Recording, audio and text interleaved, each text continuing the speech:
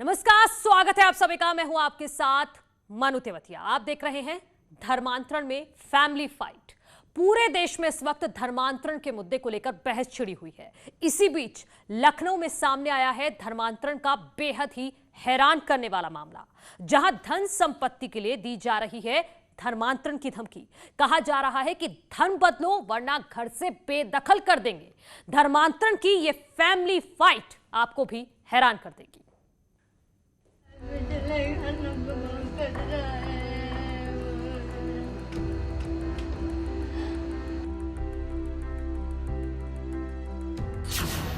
ये है धर्मांतरण का साइड इफेक्ट।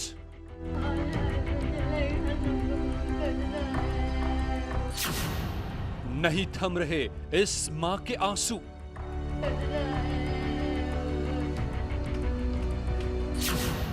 इस मां की बेटियों ने बदल डाला धर्म। क्या दोनों बेटियों ने आपके धर्म परिवर्तन बदल दिया? वो हिंदू से मुस्लिम बन गई? जी, दोनों क्या बन गई हैं? मुस्लिम बन गई हैं। बुझा दिया मंदिर का दिया, तोड़ डाली भगवान की मूर्तियां। यहाँ पे दीपक पलट दी और यहाँ नमाज पढ़ी जाती है। नमाज पढ़ती हैं? जी। वो घर में आकर पढ़ती हैं नमाज। पहले ये मौसी बता रही यहाँ पढ़ते थे, वो अपने रूम में पढ़ती हैं। छोटे भाई को जबरन कुरान पढ़ाया। मुझसे भी नमाज पढ़वाया जबरदस्ती मार के। जबरदस्ती मार के नमाज पढ़ाया? पैसा भी मंगाती हैं? जी। बेटियां धर्म बदलने का दबाव बनाती हैं। धर्म बदलो वरना जायदाद हड़प लेंगे। कुरान पढ़ो वरना सब मारे जाओगे। मुसलमान बन जाओ, नहीं तो फिर अल्लाह का अज़ाब आएगा, सब भोगोगे, सब मर जाओगे। वो कहती हैं घर को शमशान बना देंगी। शमशान बना देंगे, मस्जिद बनवाएंगे, सबको एक लाइन से शमशान बना देंगे, मस्जिद बनेगी यहाँ पे। कैसे बन गई हिंदू बेटियां तमन्ना और नाजिया? क्या बेटियों को धर्म परिवर्तन के लिए उकसाया गया? अकरम है? हाँ, शरीफ है, अकरम है, ये लोग हैं। अच्छा, अकरम है, शरीफ है। हाँ। लखनऊ में धर्म परिवर्तन का दंश।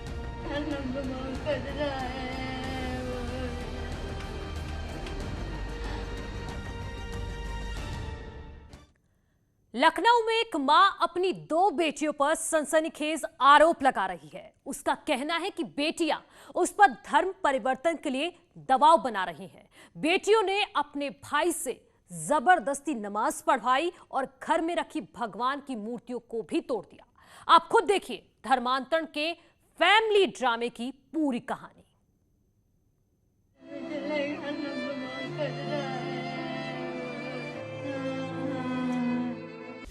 लखनऊ में सामने आई है धर्म परिवर्तन की हैरान करने वाली दास्तान। इस घर की दो बेटियों ने अपना धर्म बदल लिया है। हिंदू धर्म छोड़कर वो तमन्ना और नाजिया बन गई हैं। इस परिवार ने धर्म परिवर्तन का वो दंश झेला है जिसे सुनकर आप हैरान रह जाएंगे।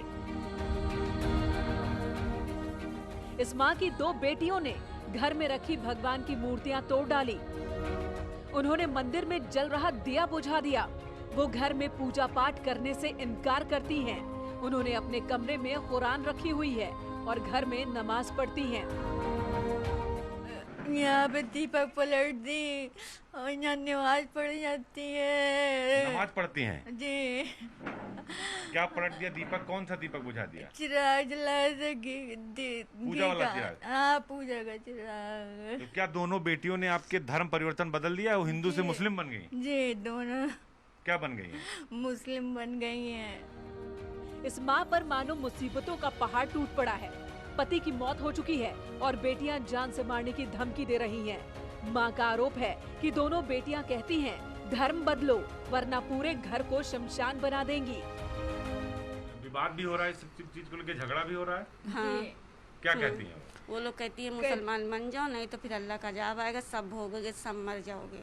कहते हैं यहाँ पे ऐसे कहती शमशान हैं। बना देंगे, मस्जिद बनवाएंगे, सबको एक लाइन से शमशान बना देंगे, मस्जिद बनेगी यहाँ पे। इतना ही नहीं, दोनों बहनों ने अपने सगे भाई को नमाज पढ़ने के लिए कहा। जब छोटे भाई ने नमाज पढ़ने से इनकार किया तो उसके साथ मारपीट की और उसे जबरदस्ती नमाज पढ़वाई। सर उन दोनों ने मतलब धर्म चेंज कर लिया है और सबसे कहती है मुसलमान बनो नहीं तो मरवा देंगे। आपसे भी कुछ किया? हम मुझसे भी नमाज पढ़वाया जबरदस्ती मार के।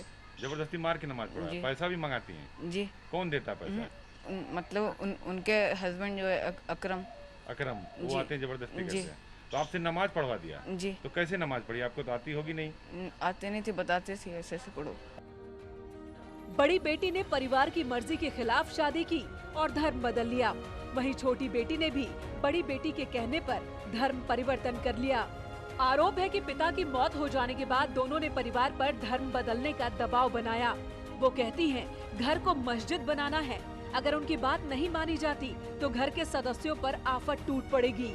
वो परिवार की सारी जायदाद अपने नाम करवाना चाहती हैं। मां का आरोप है कुछ लोग उनकी बेटियों को बहका रहे हैं और उन्हीं के दबाव में दोनों ने धर्म भी बदला है। ठीक है, मेरे अकरम को कुछ हुआ तो यहाँ शमशान बना देंगे, मस्जिद बनेगी यहाँ पे हम लोग को निकाल के। तो आप देख सकते हैं कि एक माँ के आंखों से आंसू हैं, जो दर्द है वो दिल से झलक रहा है। देश भर में एटीएस जांच कर रही है, लेकिन लखनऊ का भी एक परिवार है जो लगातार अपनी बातें कह रहा है। लगातार देखिए, माँ लगातार रो रही है, उनके पति का देहांत हो गया, उसके बावजूद भी ये गम थम नहीं रहा।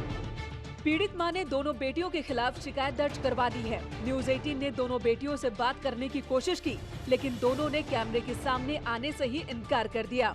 हिंदू संगठन भी अब इस पूरे मामले को लेकर सामने आ चुके हैं। हिंदू जागरण मंच के राष्ट्रीय प्रवक्ता शिशिर चतुर्वेदी ने इस पूरे मामले की जांच की मांग की है। कि जितने डॉक्यूमेंट हैं, ज्वेलरी है, बर्तन है, और देख रहे हैं आप 4 कमरों पे पूरा कब्जा करके बैठी हुई हैं।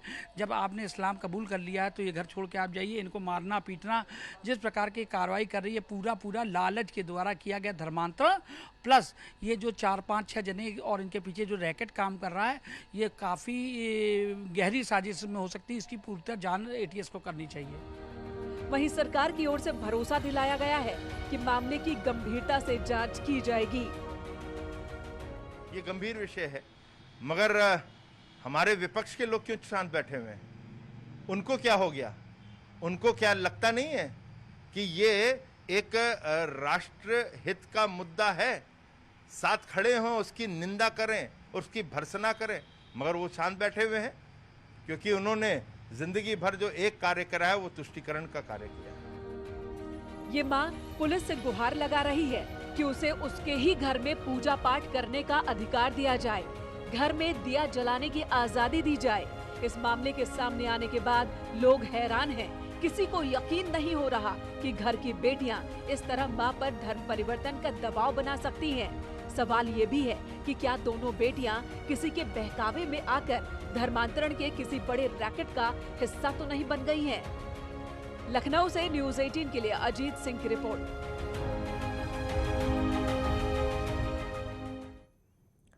दो शहरों में हुआ है मानव तस्करी के बड़े रैकेट का पर्दाफाश। मासूम बच्चों को दिल्ली और पंजाब ले जाया जा रहा था, लेकिन रेलवे पुलिस की मुस्तैदी से हो गया साजिश का पर्दाफाश। लेबर वर्क करते हैं, ये लुधियाना जा रहे थे, मोस्टली लुधियाना काम करने के पर्पज से जा रहे थे। तो अभी अगला नेक्स्ट स्टेप क्या है? नेक्स्ट स्टेप ये है कि इसमें से हम माइनर जो है वो सिलेक्ट करेंगे बच्चे, और माइनर के साथ अगर उनके माता पिता कोई जानने वाले हैं तो उन्हें हम रिलीज़ कर देंगे। बाकी जो सिंगल हैं उन्हें हम जो है अपने CWC के थ्रू पेश करेंगे। स्टेशन मुरादाबाद पे एक सूचना प्राप्त हुई थी कि बिहार से पंजाब जाने वाली करम भूमि एक्सप्रेस के कुछ कोचों में कुछ बच्चों को ले जाया जा रहा है। इसके ऊपर त्वरित कार्रवाई GRP द्वारा की गई। लगभग 8 टीमें इसके ऊपर, हर एक टीम एक उप निरीक्षक की अगुवाई में इसमें हमने तैनात करी। 2 SOs एक्स्ट्रा लगाए गए। इसमें बहुत भारी संख्या में बच्चे बरामद हुए हैं। लगभग 80 लोग इसमें अभी तक रिकवर हुए हैं। जो इस तरह के लोग हैं बिहार में या कहीं भी जो है गरीब परिवार को जो है चिन्हित करते हैं और उनको एक अच्छा पैसा देकर उनके बच्चों को जो काम पे ले जाते हैं, और उनसे कोई पूछने पे ये बता देते हैं कि हम बच्चों को घुमाने ले जा रहे हैं या इनकी पढ़ाई के लिए ले जा रहे हैं। लेकिन सच्चाई ये है कि ये इनको काम कराने के बहाने ले जाते हैं और इनका पूरा रैकेट है। ये इनके ठेकेदार होते हैं ये जो है वहाँ से मालिक से अच्छा पैसा और यहाँ रुकने एक छोटे से ब्रेक के लिए जल्द लौट रहे हैं।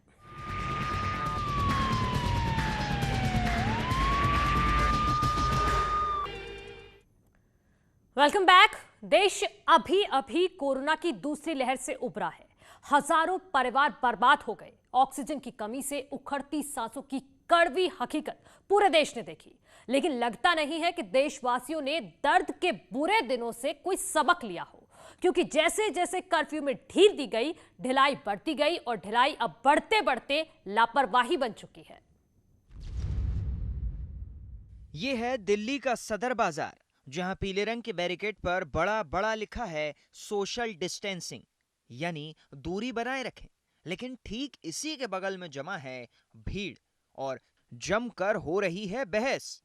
बाजार में सब नियम भूलकर मोलभाव हो रहा है। कहीं साइकिल रिक्शा तो कहीं मोटरसाइकिल के आसपास जमा भीड़ भारी, और कहीं बिना मास्क के पान परोसते पनवाड़ी।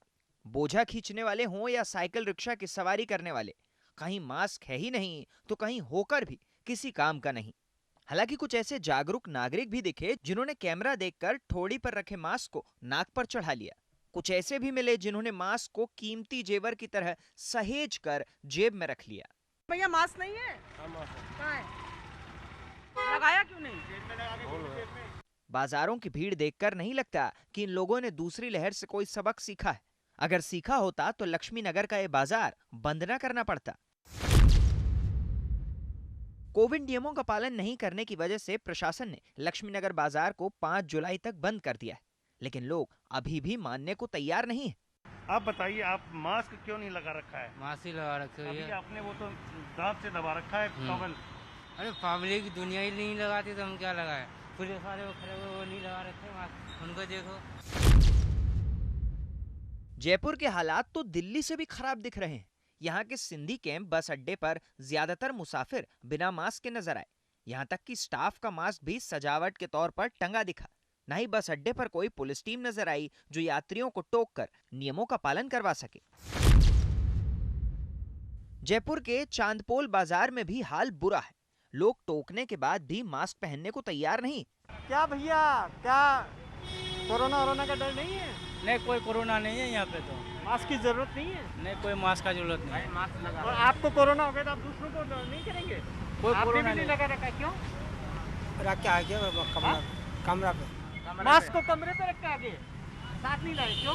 ये बंगाल के अभी ले लूंगा। कोरोना नहीं होता? ये बाहर के आए हुए सर, बंगाल के आए हुए। बंगाल वालों को कोरोना नहीं होता है? बंगाल का कोरोना आता है, सब आम आदमी को सबको कोरोना होता है सर। आप तो ये बिना मास्क वाले आपके साथ बैठे हैं। अब क्या करें बाबूजी? चालान करवा दें आपको? कराओ सर।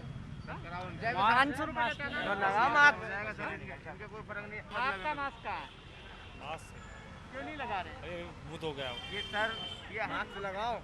अच्छा ये बताइए कि अब फिर अगर लॉकडाउन लग गया, वापस काम करते हैं, मजदूरी करते हैं, अगर सरकार ने वापस पाबंदी लगा दी फिर क्या करेंगे? घर पे रहेंगे? करके रहेंगे। चाहते हैं मार्केट खुला रहे, नहीं रहे? खुला रहना चाहिए सर। खुला रहेंगे तो मास्क लगाएंगे तभी खुला रहेगा। अपने देश को अजब गजब यूं ही नहीं कहा जाता। हम किसी क्षेत्र में बड़े मैन्युफैक्चरर बने हों या नहीं, लेकिन बहानों के क्षेत्र में हमसे बड़ा मैन्युफैक्चर कोई नहीं। मास्क का तेरा गुटखा खाया अभी। आपका मास्क कहाँ है? नीचे है तो इसके ऊपर लगाए क्यों नहीं रहे? क्या करते हैं आप?